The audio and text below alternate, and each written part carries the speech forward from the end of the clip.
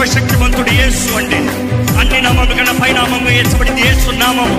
ఈ రోజు అధికారం కలిగింది యేసు నామము. మనల్ని స్వస్థపరచగలిగింది యేసు నామము. మనల్ని విడిపించగలిగింది యేసు నామము. మన స్థానంలో ఆయన ప్రాణాన్ని పెట్టి